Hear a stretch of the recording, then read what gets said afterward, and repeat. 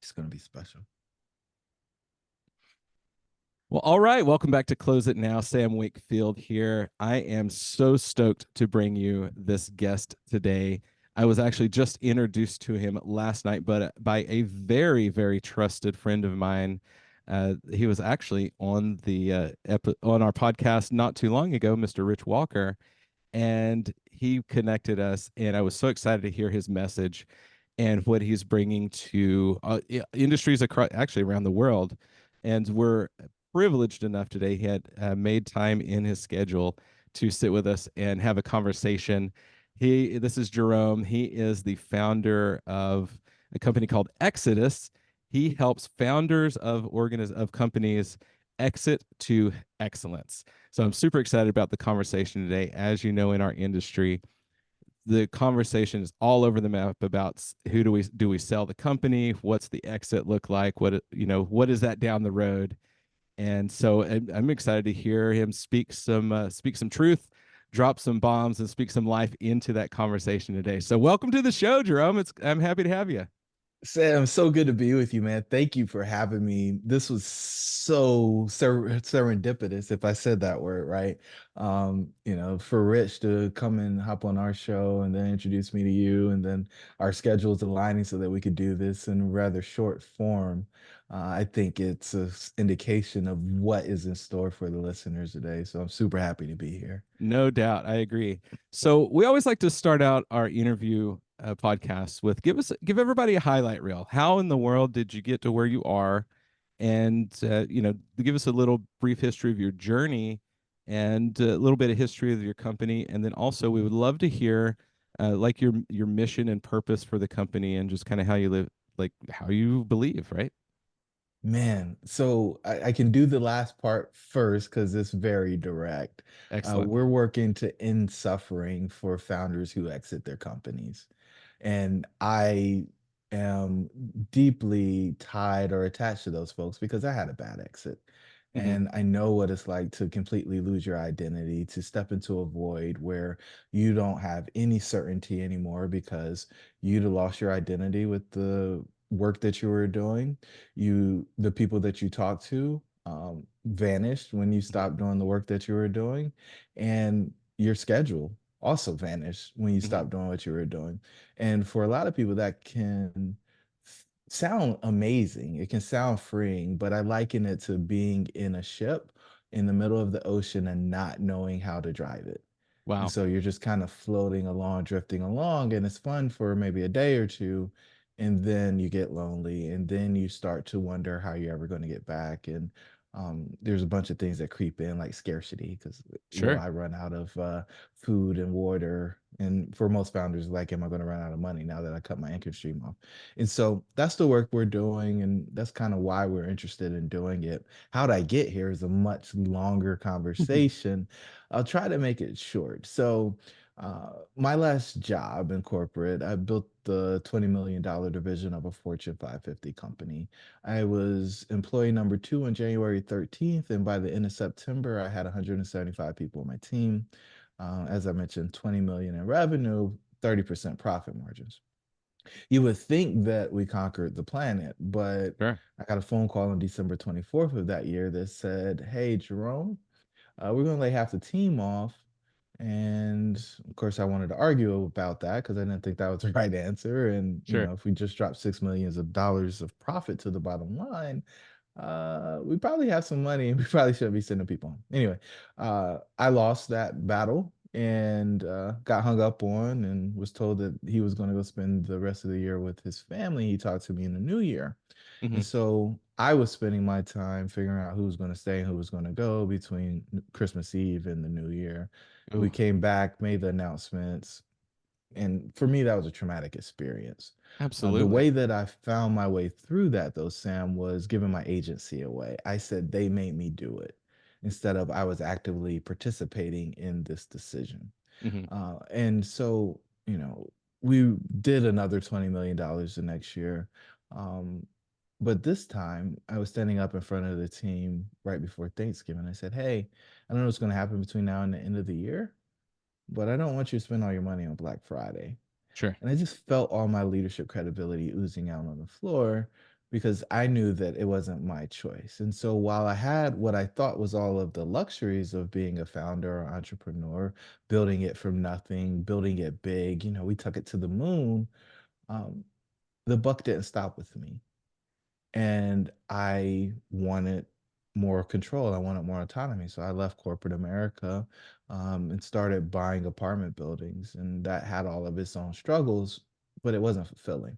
Sure. And so that's what I see a lot of people do. They go and do things because they make money, and then they realize that that's not what they're here for. I truly believe that we're here to serve others, and Hmm. I couldn't figure out the service piece in buying real estate. Sure. Um, Yeah, there's sure, not we a we huge were purpose there, providing, right? yeah, we were providing housing for folks, right? But there wasn't a direct connection for me. Hmm. And so we were fortunate though. We were successful there. We built a multi-million dollar real estate portfolio. Um, and the property manager was managing, and we were managing the property manager as you're supposed to do when you have a portfolio. And for me, the products, the apartments became the products instead of the individual units that we were leasing to the residents. And Sure. so um I was like, I got to get back to the people. I said, so what did I miss? Right? When I had this big team, what did I actually miss? And it was people walking in the office and saying, I don't know if I could have done that without you. Thank you so much for the guidance and the leadership. Hmm. And over that, I don't know, it's probably 4 or 5 years, I had one coaching client. It happened to be my financial advisor. Hmm. He had let go of his coach, and he was like, I don't know what I'm gonna do next. I said, hey man, give me a shot. And that turned into a 10-year relationship. But what happened there is like, man, this is the only place that I'm actually getting Sure. that feedback of helping people avoid being blindsided Hmm. and looking for opportunities that they can't see because they've got their head down working. I wonder if I can do more of this. Sure. And so I took my focus off of the real estate and growing that portfolio and started focusing on consulting and coaching business owners. Hmm. And we had some pretty fast results. It was really exciting to see. And I was finally getting feedback. And so we were in the space, we were working with founders, they were figuring out how to make more money, Sam, but it didn't matter if they added another zero, right? If they made their monthly income, Sure. it didn't matter. Hmm. They still had the same struggles. They still had the same problems. It didn't change anything. I was like, this isn't rewarding. Yeah, it's great for me to say, hey, how'd you live off of that last year? Like, I don't know how you lived out off of that, but that wasn't fulfilling.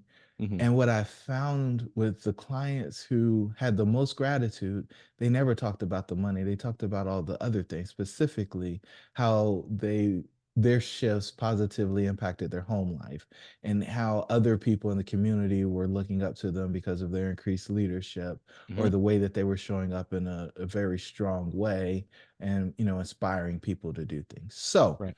I was like, I wonder where I can do more of this. Sure. And now I'm standing in the back of a business conference, and there's a guy who just sold his company for $2 billion, giving us a speech about how he created a double unicorn. Like it was 7 steps to do a double unicorn exit or something. I was like, Sure. whatever, right? What's this And magic bullet here, right? right, this is all you have to do, just follow the 7 step plan. And so he's going through the presentation, and he drops a word. He said, I was having an existential crisis, and just kept on going like he didn't say anything. I was like, what in the world? And so they do Q&A at the end. I said, are you ready? And he says, oh boy, I don't know where this is going, but here we go. And so I said, so how'd you get out of your crisis? And he said, I'll let you know when I do, along with a bunch of other things. And I was like, all right, so he's got all the resources. He's obviously really intelligent. He wasn't really self-aware because his wife had to tell him that he was struggling, or that she noticed that he was struggling. Most people know that they're struggling, but they don't think anybody else notices. Right. Um, so his wife told him that he was struggling. And I was like, so what is this? And then when he said he let me know, I realized that there was a gap in the marketplace, Sure.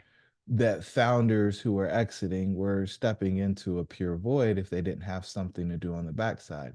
And the something to do on the backside is usually senior vice president of a division because your company becomes a division and something bigger. I also find out that most entrepreneurs that do that call that purgatory. Sure. Um, because they haven't had a boss in 15 to 30 years, depending on how long they've been Right. doing the deal. Unemployable, and now you have to answer to somebody. You don't have all the decisions, etc. Yeah, back to that agency and the buck not stopping with them anymore. So we um we started doing research and we found that there wasn't much data out there. There weren't any reports. There weren't people who were focused on this problem. I was like, what? Why aren't anybody working on this? And Hmm. as I dug in, I've started to figure it out. Well, the main reason is you got to deal with feelings, Sam. Hmm. Business people don't want to talk about feelings.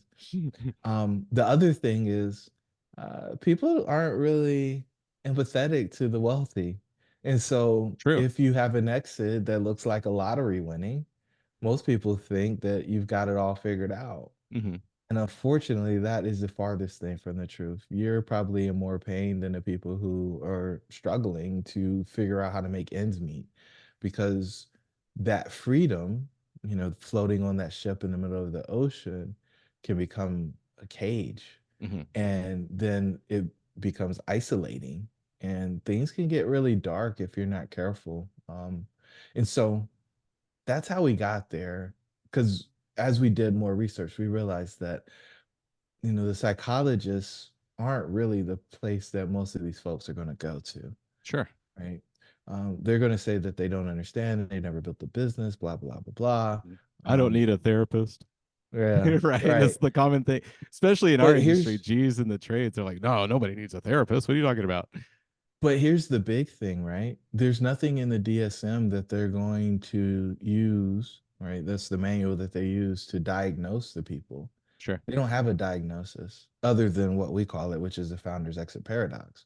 Hmm. And so the concept with the founder's exit paradox is you should be happy for all intents and purposes, but you're not. Sure. And you don't know why. Hmm. Well, we know why, but you don't. And so the goal is to help people understand that. And so hopefully I answered those questions that you asked sufficiently at this You point. did. That's excellent, and that's excellent context to kind of move this conversation forward a little bit. So, in your recognizing the gap, recognizing that there's really hasn't been much in the way of help for that specific person, you know, you start to put this together. And so, what does that look like? So, clearly, enter Exodus and you start forming your company, what are some of the first, maybe some of the first people you worked with? What are your big growth moments in like helping them, but also learning through that process that to put really has been able to help you put together what you have now? Yeah, so if I start with somebody that we're working with right now, so she's a dentist and she's got multiple practices. And the question was, well, do we sell all of the practices? Do we sell one of them at a time? Like, what Hmm. is the true exit plan? And that question is truly answered by, well, what do you want on the back end? Like, what we found is strategic buyers and even financial buyers are going to make the process onerous. Hmm. And when the process is onerous and people see light at the end of the tunnel, they're willing to settle Hmm. just so they can be done, right? I call Sure. it deal fatigue. Yeah. Um, and so when we were going through one of the cells, making her aware of what was happening so that she could make a decision about whether or not she was going to settle versus settling inadvertently Hmm. was the thing that I realized is the culmination of all of our work. Hmm. Our goal is to make sure that people don't get blindsided when they're going through this rediscovery and redefining process. Sure. We see so many people who don't expect something to happen. They expect the first deal to go through. They expect things to be exactly as they promised if they decide to become senior vice president of a division. Hmm. They expect that the money's going to change something when it hits the bank account. And it feels good for about a weekend. But like time and time again, what happens when people exit is if it closes on Friday, no later than Wednesday of the next week, the phone call comes and it's, hey, is this it? I was expecting there to be a little more. Right? Where's the fanfare? And what we talk about in our book, Your Next, is it gets really quiet Hmm. really fast. And if you're not ready for the silence and to sit in the space and get comfortable with who you are without the title or without being able to say you're the owner of X business, you probably should wait Sure. because getting the money is only going to amplify whatever things that you're uncomfortable with. You know, that makes me think of this one word specifically of identity. And this is really, really interesting because it's the belief system is so much of what it's about. And in hearing this, and this is not like somebody stole your identity, you willingly got rid of it, not realizing that your identity was so tied into what you were doing, not necessarily who you are. So, can you talk about identity a little bit with that and kind of how that changes? Yeah, so identity is a word that gets used a lot. The word that we prefer Hmm. is self-image, and I guess it's two words, but it's got a hyphen, so maybe we can make it one. Um, We can do anything we want on the podcast. It's all good. yeah, I like to make up words too. But like Same. with self-image, we look at it across four categories, and hopefully I don't forget one of them. But the first one is self-love, Hmm. right? And so, how do you treat yourself? Do you actually love yourself? Because I found that a lot of people are bullies to themselves. Hmm. Like the talk that they have with themselves is violent, it's aggressive, it's condescending, it's things that they would never say to anybody else. Hmm. And if that is the case, then there's a lot of work to be done because it unravels again when you add the money and the time Hmm. because now all of that stuff is just kind of working on itself, right? Sure. Hmm. Um, the other another one that we look at is others' perception. And Hmm. so this one is a tricky one. If you're an empath, you can feel what other people feel. Hmm. Unfortunately, we never know what other people are thinking. We know what we think that they're thinking. We know what they're willing to tell us that they're thinking, but we don't ever actually know what they're thinking. It's kind of like seeing yourself. You've never actually seen yourself. You might have Hmm. seen a reflection of yourself. You may have seen a picture of yourself, but you never seen yourself. Hmm. And so, what is important for us here is, are you proud of the way that you think other people see you? And if that is tied only to the business you run or how many people you have on your payroll or how much revenue your business has or your Rolex or your car, if you bought that on the backside of the exit, then um, you might be in trouble. Sure. And so I think before we started recording, you talked about growing into being that person that folks want to buy from. Right. Um, and I think it's growing into the person who is the best version of yourself, right? Sure. If you Agreed. got to the end of the journey and you met the person who you were supposed to become, are you that person yet? Right. And if you're not, you still got time because you're listening to this, right? But the quicker that you can get there, the better off you're going to be. And so that just digs into, from our perspective, what others' perspective is. Hmm. Um, so let's just pause right there and let's Sure. dig into those because I think that's a lot. Oh, 100%. Yeah, that's great. I love Uh, this conversation so much because it resonates so deeply. I've been through an exit and I had that same moment. It wasn't multi-billion exit or anything like that, but I moved across this basically across the country and had 3 months of wow, I don't know what I'm gonna do now. And so I basically just did the same thing again and because that's what I knew. And so I completely understand this conversation so much. So, but yeah, let's definitely dig in there. so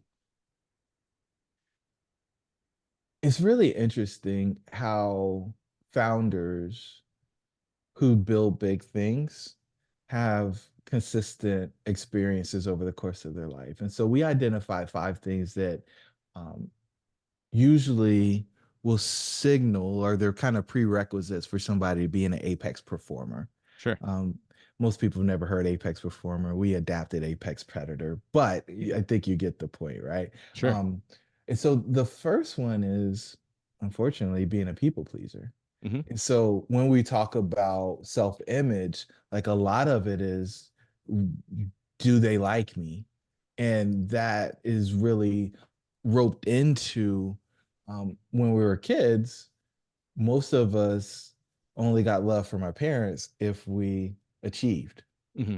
right? It was always accomplishment based. Right. They didn't love us, at least most of us didn't experience it because we were just us. Sure.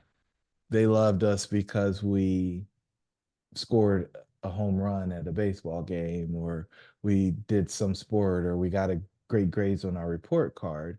And it wasn't just our essence. And so getting comfortable with your essence is like one of those things that becomes really important.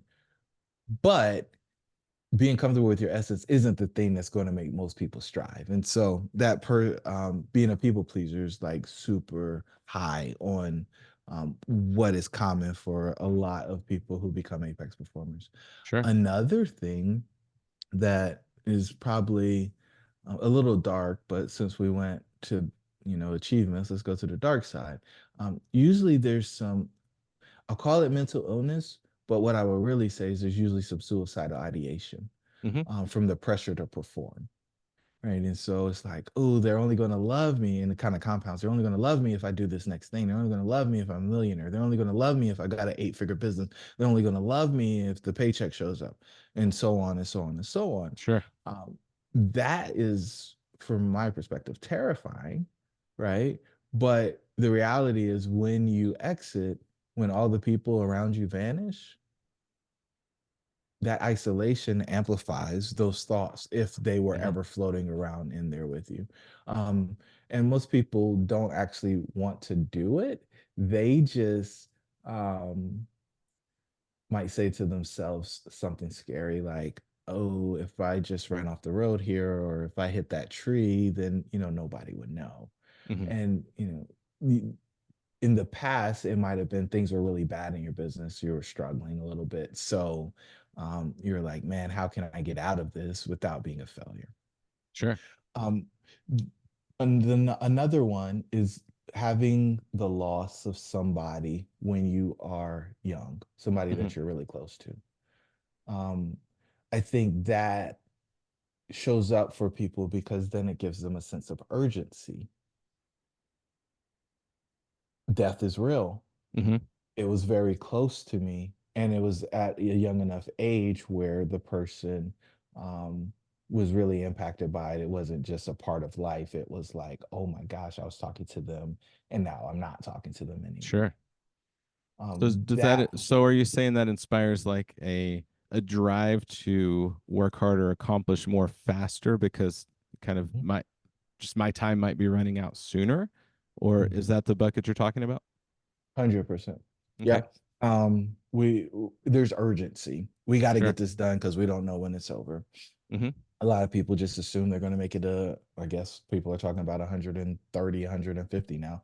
You're right. Um, and then if you see somebody close to you, you just kind of check out. You're like, man, that's crazy. Hmm. The last two, the first one is total financial ruin, and then the other one is a near-death experience. Hmm. And so I've experienced all five of these. We found that if you have three of them, it's highly likely that you are an apex performer. Hmm. And the way that you know if you're an apex performer, as bad as this is going to sound, everybody comes to you to get answers. Everybody comes to you to solve their problems. Hmm. If your phone is ringing, or you're getting text messages because people want your counsel, it's highly likely that you're an apex performer, as sad as that sounds. Yeah, this, I think that I have absolutely experienced every single one of those as well across the last probably 15 years, especially in maybe the last 5 to 7. You know, the journey of life and what we choose to do is so interesting how we make decisions. If we're making decisions based out of this scarcity mindset and any of these types of decisions, we don't always make the best decisions. And so it lands you in a place you never thought you would be, doing something you never thought you would do, expecting it to get different results and not realizing we're in this downward spiral. And Mhm. so when you come across that person, that apex performer, and what are some of the ways to that when you're working with people, how do you help them get past that? How we get out of that? Because one of the things this podcast is known for is, basically giving something that's actionable for people that they can implement like right away.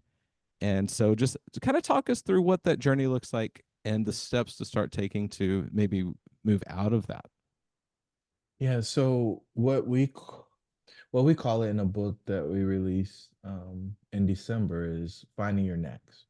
Mm-hmm. So you end up in that downward spiral because you don't have a place to put the energy that you've been putting into what you were doing in the past. Mm-hmm. um that in and of itself is terrifying. I think about apex performers like nuclear power plants. Mm-hmm. So if there's nothing to take the power off of the power plant, then it begins to self implode. The other way I've heard it described, and I don't particularly love it this way, but it definitely illustrates the point. So if you've got a large breed dog and you don't exercise it, it's highly likely that that dog is going to chew shoes, dig holes in the garden, um, and do other destructive things because they don't have anything to put their energy into. Mm-hmm. And so our goal is to help people find their next so that they're not sitting around idle. And next is a four-step process. So the N is for nourish. This is something most entrepreneurs aren't good at. Mm-hmm. Nourishing is actually taking the time to reflect on who you are and what you've done. And then you kind of want to strip away all of the things of old and relish the things that you can carry forward with you because there's a lot of skills that you develop along the way that are Mm-hmm. transferable regardless of what you're doing. Sure. Most entrepreneurs get uncomfortable when you start to praise them or talk about what's really good about Mm-hmm. them. And so they try to skip over this. But this is essential because when we talked about people coming to you as source, right? They Mm-hmm. want you to give the answers and to solve the problems. So usually what ends up happening is they're depleted, right? They're empty because nobody was pouring in and they were just pouring out. Sure. And so this connects to, why they're part of the reason why they're there in that low space because they've been completely depleted. Mm-hmm. Um, the E is for evaluate. And so you want to take evaluation of all of those great characteristics that you have. You want to think about the problems that you want to eradicate from the face of the planet and try to find a match between the two because if you can do some really meaningful work for a very meaningful population or Mm-hmm. whoever you connect with. And so that evaluation process is something that is can be overwhelming for somebody who's not been through it before, but our process is pretty tight and we can help people kind of narrow that down. Mm-hmm. From there, we use the X. And so we got cutesy here, right? The X is for explore. Mm-hmm. We drop the E, start with the X, but when you're exploring, you're actually seeing if like you can prove the concept, Sure. right? Are you actually uniquely positioned to serve that group of people who are trying to overcome whatever that problem is? Sure. And that in and of itself can be encouraging on certain days, and it can also be a miserable experience on others because um, anybody who's built something knows that it's a roller coaster, right? Sure. You know everything, you're on top of the world, and then you can be at the bottom. Or you can numb everything and just try to be even kill, but you don't ever actually enjoy that because it's just a numb experience. Sure. And then once you prove the concept and start building it, um, we want to transcend. So we want to fully manifest whatever this evolution is for us, right? And Mm-hmm. deliver on the promise of helping those people solve that problem through whatever mechanism we dreamed up. Sure. this is, some people call it the third mountain, right? So the first mountain is when you solve it for yourself. The second one is when you build a company and you solve it for a smaller group of people. But our goal is to help people try to solve that problem for the world, right? We Nice. want big impact, and we want to help the people who are going to have big impact Hmm. find the thing that they're going to have the big impact on. Ooh, love it. That's I love the process there. And it reminds me of, when you fly, they always say put your own oxygen mask on first. And it's exactly that in these steps. So thanks for going through that with us. That was your book, Finding Your Next. Hmm. Awesome. Awesome. Perfect. We'll get some details for that here in a little bit. And gosh, we're running out of time here. I feel like this could go on for days at this point. But one other thing that I'd love for you to cover is, we talked a little bit earlier about multiple exits. And the reason I want you to cover this, with the most of the people that listen to this podcast, there's a lot of just salesperson, technicians, and salespeople, and there's a huge amount of owner operators at multiple magnitudes of different sizes of companies. Most of the listeners are actively still in their businesses right now. Hmm. So if you wouldn't mind, take a minute, and I'd love to walk everybody through the different exits like we were talking about, because everybody that's active, so many people right now don't realize they've had an exit or two. They just didn't realize it was internally. And so Yeah. if we can help them with those steps. One thing that I say all the time is, if you don't understand the rules of a game, it's Yeah. confusing. You feel like you're stabbing in the dark. But as soon as you understand the rules of the game, it becomes fun and easy, or at Yeah. least you know how to play the game. So this is part 100%. of that, is unpacking that and understanding those steps. So I love for you to take a minute and go through that portion of it with us. Yeah, so we created the eight axis of a founder. We noticed that there was no roadmap for entrepreneurs, and the the the road to get from chief everything officer, which is what it is whenever you leave being an employee, to getting your seven, eight, or nine figure exit was murky. Sure. And most people had no idea what steps that they were going to go through in order to get there. They were just going to try to sell their way there, or hope that somebody knocked on their door and came to buy their business. But that isn't actually a good way to do it. And so we came up with the eight exits of a founder, and it's our roadmap to find your different exits on your entrepreneurial journey. And so it starts with leaving being an employee. So that's exit one. Exit two is when you leave chief everything officer. Chief everything officer is CEO 1.0, but it's nothing that you see on social media. You're going to get the paper, you're emptying the trash, you're cleaning the bathroom, you're doing all of this stuff. You're filling up the gas in the truck, you're doing all this stuff Hmm. for everything. You're answering the phone, you're billing, you're doing, none of that is exciting. It's not glamorous, and you're probably working harder than you were when you were an employee. Hmm. And so very quickly, people usually try to get employees, right? And so the goal with the employees is for them to do the work that you were doing, or at least fire yourself from specific roles so that you can focus on the things that a CEO should be doing. But it takes a little bit of time to become a true CEO. So exit three is when you become a product manager or a thought leader. And so I know you got some folks that do HVAC stuff. And so as a product manager, maybe they're just putting Freon in, or maybe there's new installs, or they're managing that group, and then they actually have people going out and doing that in this Sure. exit. Hmm. From there, you're going to put an operator in place, right? The chief operating officer. Some people may call him director of operations, but this person is going to be responsible for handling the day to day in your company when you go to that next exit, which then frees you up to actually be the CEO who's building brand and thinking strategically for the company. From there, most people try to start skipping steps, right? I've got a functioning business. It works without me having to do things. Who knew that somebody else could do the schedule? Who knew somebody else could do the accounting? Who knew that somebody else could do my marketing? Who knew somebody else could sell for me? We got all that stuff figured out, and I can go on a vacation and the thing doesn't fall apart. Sure. Starts to feel really good. But most people don't ever actually take a step back from the business. They stay in it. They believe that they have to be there. Mm-hmm. The thing that popped my bubble was having a conversation with a mentor, and he said, the more important you are to your business, the less valuable your business is. Ooh, that's good. I said, what? He said, the more important you are to your business, the less valuable your business is. Your goal is to make yourself obsolete, Mm-hmm. unnecessary in the business, so you can truly be an owner.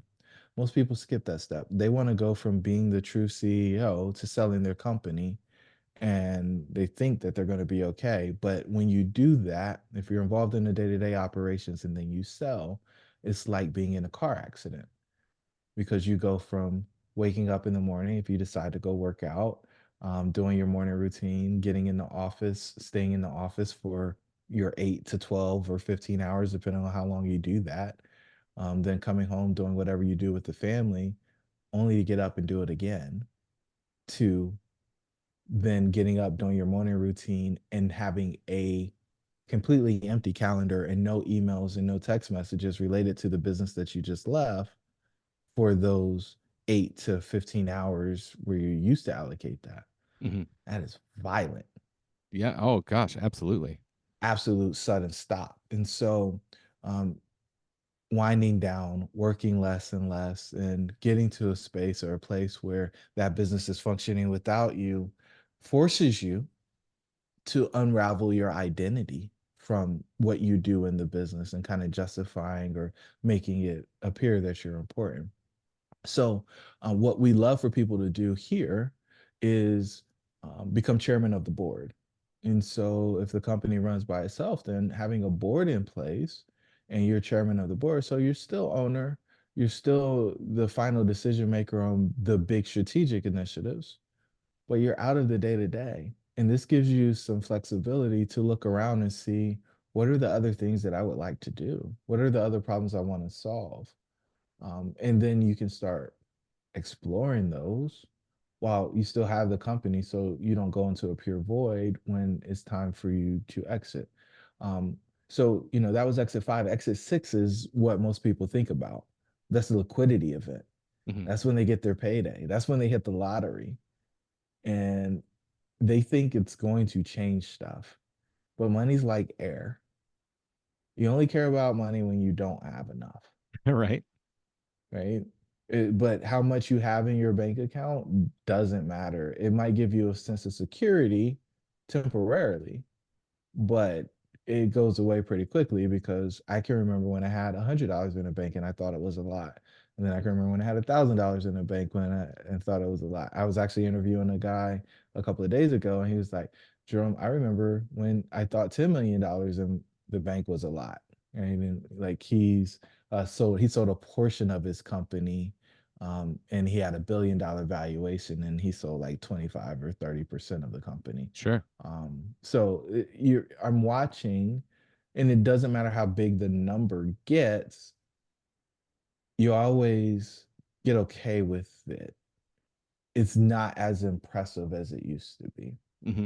Mm-hmm. And so, exit six is the liquidity event that most people experience. And so now you've gone from having a cash flow to having a nest egg. Sure. Right. And there's an interesting statistic. They say 80% of a entrepreneur's net worth is wrapped up in the business. So Mm-hmm. if 80% of your net worth is wrapped up in a business, and now you have the liquidity of it and you get all of that in cash, I guess you can try to only spend a small percentage of it and hope that it doesn't run out before you pass away. But most people are going to try to figure out how to turn the cash into a cash flowing asset. Mm-hmm. Sure. And so when you're doing that, we call it a post exit portfolio. And the goal, from my perspective, with a post exit portfolio is to build it big. Mm-hmm. And then you treat the companies that are in your post exit portfolio like the products you used to sell. So if you're an HVAC business and you're selling new units, Mm-hmm. you want to be able to sell your companies. And so if you can buy the company, grow it, and then sell it, in concept, you're going to end up with a much bigger Sure. exit if done well. Sure. And so Which is what that's we're when the seeing all over the place in our industry right now, like left and right. yeah, so they're rolling them up and they're spinning them off and then they're doing it over and over again. And it's the fastest way to explode the wealth.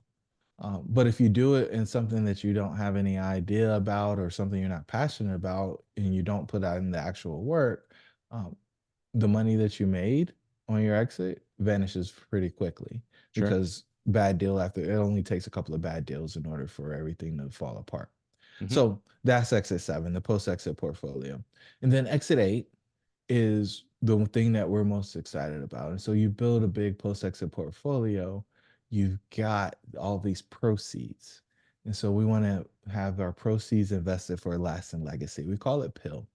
And so the goal here is to either have a fully endowed foundation that's working on the problem that you know that you've been placed on this planet to solve, the one that you're supposed to eradicate from the planet, or you find a charitable organization that you can donate to in order to help them solve the problem that you know that you are really excited about seeing nobody else experience.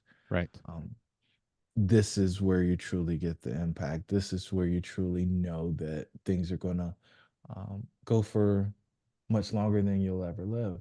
And it's my hope that when people work with us, that they have more than six people who want to carry their casket. Right.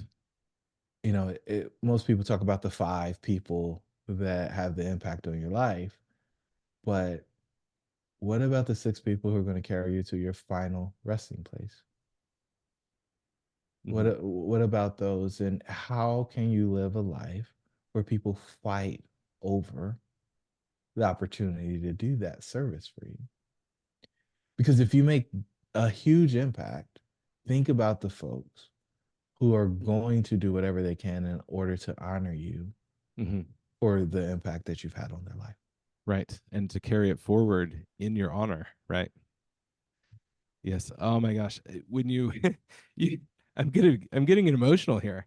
You hit on number 8, and it hits me so deeply because that, I've been through not necessarily all of these stages, but when you start to identify a mission and a purpose and truly have a vision for not necessarily just your own life, but exactly what you're saying, how to make that impact.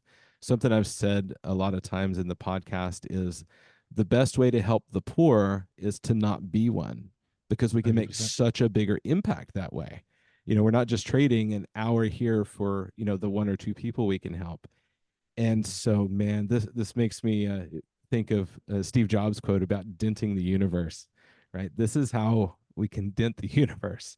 Right, my mission is to up level the home services, because it's almost a joke at this point of any owners in our industry of how many heart attacks have you had and how many wives are you on. And I hate that so deeply, and so that's part of my mission, is to up level the industry as a whole, to have healthier people that make bigger impacts. So I love this message. So everybody listening, go back and listen to this again and sit with yourself and identify why you're really doing this, because there's easier ways to make money, but there's not a lot of ways where we can so deeply impact so many people across time. And so really sit with yourself and identify those. The second you identify an actual vision and mission statement, and look across our industry, the companies that are growing really quickly and growing well and very healthy, they have a very clear mission and vision statement. So you need that on a personal level, as well as a mission and vision statement for your organization. And they don't have to be the same thing, which is a big part of what we're talking about here as well. So, man, thank you for going through that, because I feel like you took us to church today. This is I do. fantastic. I think it's mission work, and I think there comes a point where everybody should have their mission, Hmm. and they should do that work. I think founders entrepreneurs are some of the most amazing people in the world. You don't have to have a specific pedigree or anything to be successful. You got to find a problem for a specific group of people and solve it better than everybody else. And if you do that, you're going to be rewarded by the marketplace. Right. And so if you can do that in pursuit of making money, imagine what would happen if you did it in pursuit of eradicating a problem from the face of the planet. Right. Right. Oh, such a bigger, like more important mission. Oh, I love this so much. Well, how do people get a hold of you? How do they get in touch with your organization? Where so first of all, where can they find the book Yeah, to read that? And then also tell us about other you mentioned several books. So yeah. give us a quick run through of where they can find your books and then how they get in touch with you when they're thinking about this, because there are plenty of people that listen that are in that moment and they need some help to get there. Well, and what's funny is, Sam, what's funny is most people they think, oh, well, that's 5 years away. I don't even think about that now. Man, you bat an eye and the year is gone. Like it was just January, right? Hmm. And we're halfway through the year. So what I would say is the thing I would love for all of your listeners to do, and we'll see if they break it, but we've got an assessment. It's called your post-exit identity assessment. Okay. And what we'll do there is give them a Matrix, the movie The Matrix, Yeah. themed personality profile so that they know what they can lean into or lean on as strengths when they exit their business because most people have no idea. They just are and they don't even see those things as superpowers. And so Hmm. if they go to theexitparadox.com/assessment, they can take that for free and they'll get a 6 page report back. It's not automatic and it's not automated. So, literally, we're going to analyze their answers and give them a customized report that's going to be different from everybody else Wow. that does it as our gift to them for taking the 10 minutes it takes to fill out the questionnaire. Hmm. And that, in and of itself, we think is a tremendous value because it starts the process of nourishing, which is, Sure. what we think is the most powerful part of the process and starts, the transition Hmm. from being the business owner, being the founder, to being a neo, a newly exited operator. I love the references there too. That's awesome. So perfect. So theexitparadox.com/assessment, correct? Mhm. Perfect. I'll make sure for everybody listening, I'll make sure that link is in the show notes as well. I And hope you and I take it too, Sam. I 100% am going to. So I also heard that you run a really incredible podcast as well. What is the name of your podcast?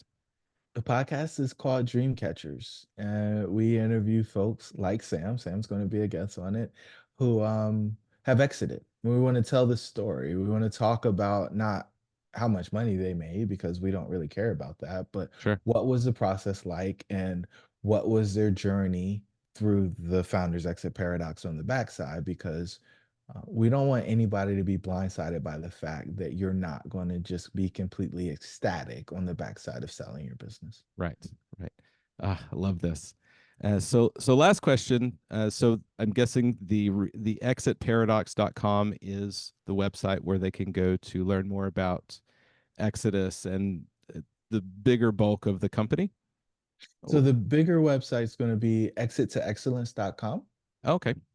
But we do the exit paradox.com for folks who just want to get a quick hit on the assessment. Okay. So the exitparadox.com/assessment for the assessment. Mhm. Everybody go subscribe, go like and subscribe to Dreamcatchers, the podcast, and then the bigger website, exit2excellence.com. I'll make sure all of these are in the show notes as well. So, Okay. man, it is time to land this plane. I'd love to take this on forever. You would definitely have to be a guest again. Love And it.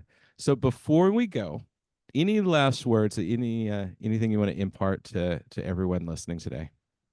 I appreciate the opportunity to do that. Sam, what I would tell your listeners is if you've made it to this part of the interview, then you are part of the chosen few. And the chosen few should know that their dreams should be real. And nobody's probably told you that in a long time. And you may have even stopped dreaming because you're so caught up in your day to day. And you may have even forgot that you used to pray your dream for what you have right now. Mhm. There's still more dreams in you. And so I implore you to not stop dreaming. I implore for you not to stop trying. And I desire most deeply that you figure out what that dream is and then go pursue it because there's somebody who you haven't met who is counting on you to make your dream a reality because it is a stepping stone for them to do what they're supposed to do. Love this so much. Thank you for that. And for all of you listeners, if you're not the owner now, if you're in sales at all, you have an entrepreneurial bone in your body, that's for sure. Or you wouldn't, be so driven to succeed, to be that apex performer. And there's a good chance at some point in time you're going to own a business if you don't already. And so this is also valuable for you as well. So if that's not currently you, take the meat out of this and come back to this episode and connect with Jerome, because there will be a time in your life where these thoughts and this roadmap will be very effective for you. Man, thanks for being a guest on the show today. A couple quick announcements, everybody. One is make sure to go check out closeitnow.net. That's where you can learn more about the sales coaching and sales training and the programs that I have. You can also just message me, Sam at closeitnow.net, and we can have a conversation about what it looks like for the virtual coaching programs, for our on site visits to where we come to your location and breathe some fire into your organization to help your people up level. Specifically in this conversation, and I don't talk about this often, but in those on site trainings and even in the virtual trainings, it's not just learning sales skills. Mentioned work to become someone worth buying from. We deep dive into your personal growth, into all of the components to be a healthy whole individual. So people want to do business with you. If you have the right words to say or not, it doesn't matter, because authenticity and truly having a heart of service is what it's all about. And so there's so much more than just sales skills when we do sales training. So that's a big part of what sets us apart from the other trainers in the industry and the other organizations. So go check that out. And otherwise, thanks for being here, Jerome. It has been incredible. We'll get scheduled soon for Dreamcatchers. And until next time, everybody, go save the world one heat stroke at a time.